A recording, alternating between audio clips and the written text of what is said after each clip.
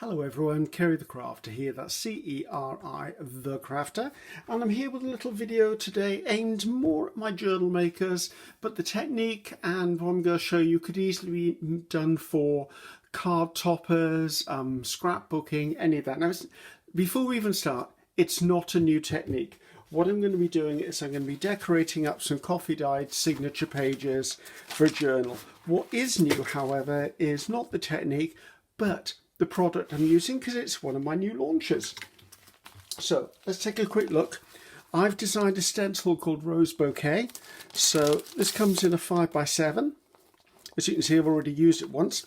There's also a 8x10 should you want a larger version. And let's put that one up there. And then there's the biggest version, which is a 9x12, which is probably what I'd use on a gel plate. But if you're doing a large scrapbook page, that might be the size you want. So I'm only going to use the 5x7. The design is the same, it's just larger in size for the other two.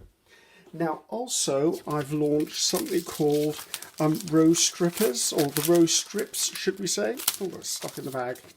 And they've come in two different sizes, and I'm going to be using both of those for this. So let's see if I can lift these up so you can see them.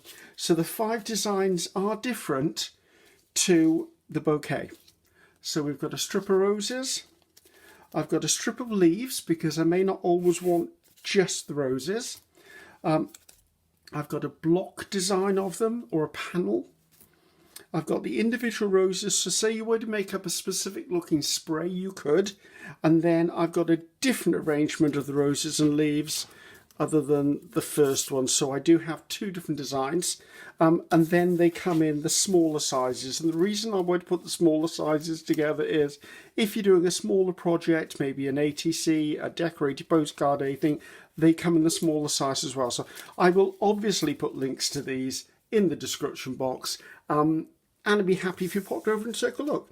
Now, I do have other designs out there that will work equally as well with this technique, and I'm launching once a month new designs. So just be aware, keep an eye out, and always when you're looking at stencils, don't just think of them for paint or texture paste or stuff like that.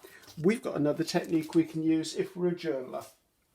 And obviously I say if we're a journaler because you can do it if you do other things paper wise as well. So I'm going to take, this is the first one, this is the original Rose Bouquet. Now obviously being a stencil you can use it in either direction. Now what I'm going to be using is, I'm using Distress ink by Tim Holtz. I am assuming you could do this with any ink whatsoever.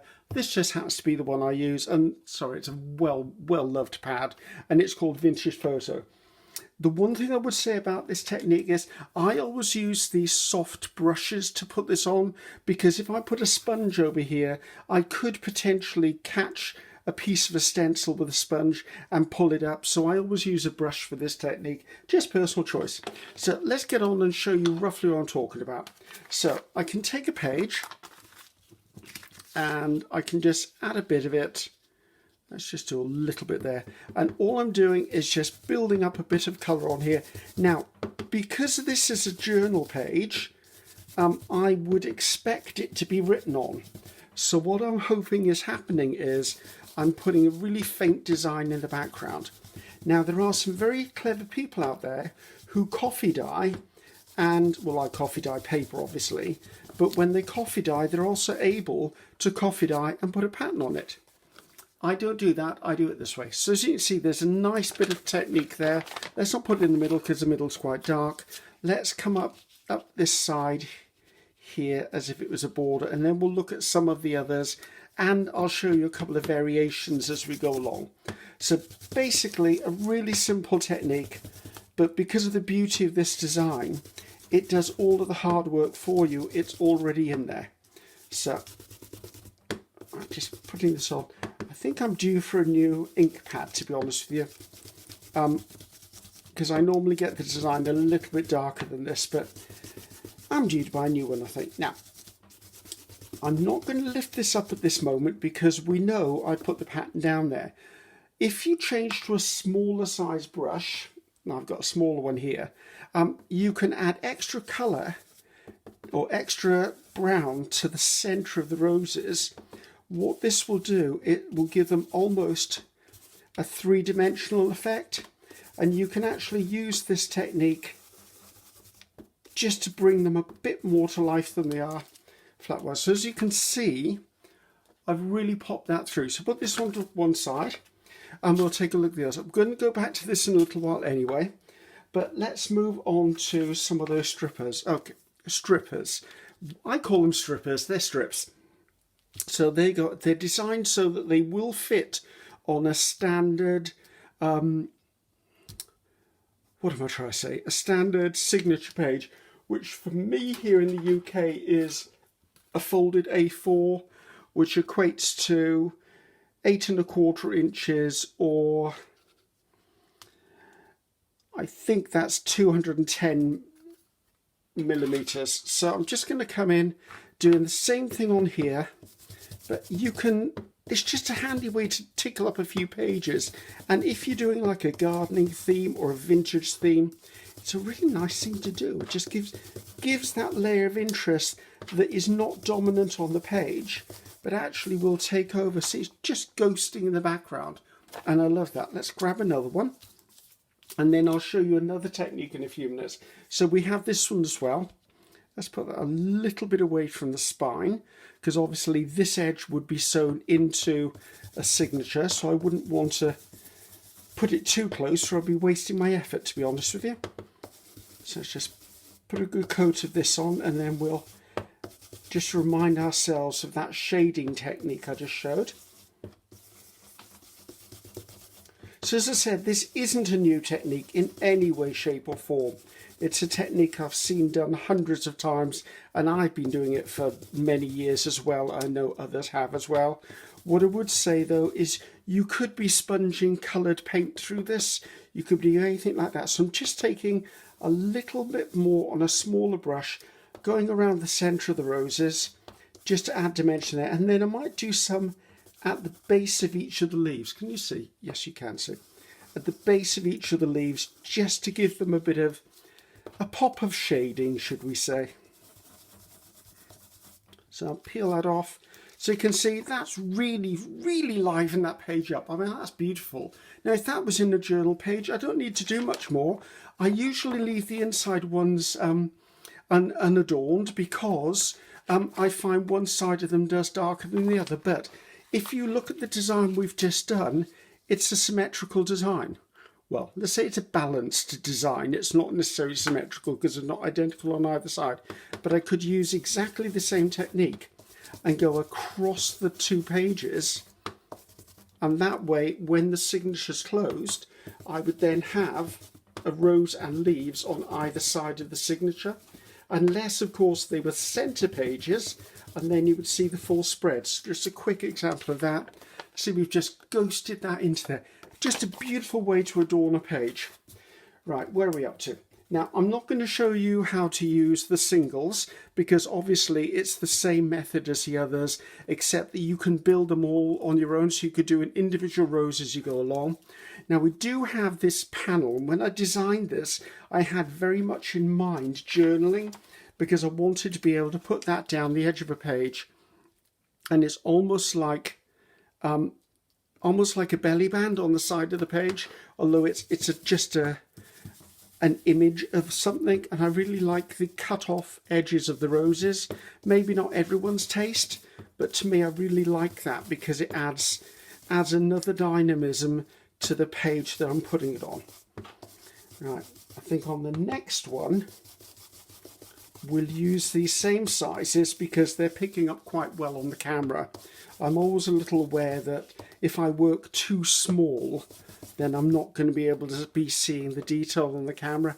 So as I said, the smaller ones, which I'll show you in a moment, are exactly the same design. They're just smaller. So, and I said I would use them for ATCs, artist trading cards. I'd use them for arty postcards. I'd do them as parts of detail on a background for maybe a piece of ephemera. So let's just take that off. So you can see I've just added that beautiful bit of stuff down there. And I already am working on a patterned coffee dyed paper. If you were to do this on tea dyed paper, you'll find it's probably this colour, and this would show up more. So let's just take a little quick look. The only one I haven't done is the leaves. The leaves would give you just this design on a page. Again, you could spread it across a signature that way as well.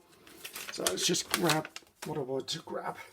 So these are the smaller versions. So as you can see, if you wanted to just add a really tiny bit of an element to something, those would be absolutely exquisite on a page, especially if you were doing a smaller or maybe a mini journal, or you could use this technique as a background on a tag.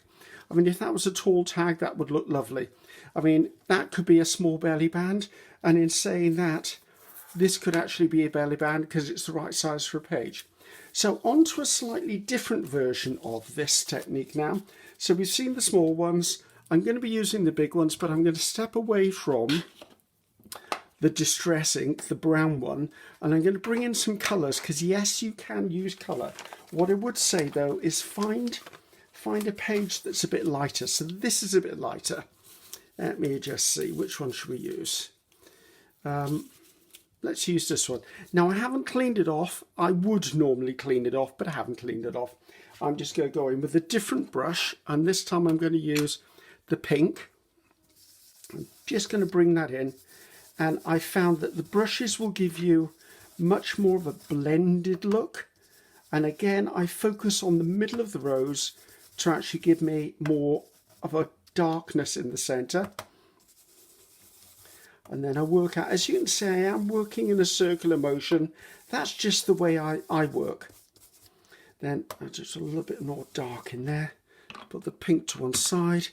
Try and hold. Now I could be holding this down with a little bit of washi tape if I so chose, but I'm not. I'm just holding it with my fingers. Now I'm just going to come in, pick up some of the green, or I would have hit pick up, and come in and work the green on there. I think I need a smaller brush. I've only got a limited amount of these brushes, so this green doesn't feel like it's, well, there is a bit of green in it.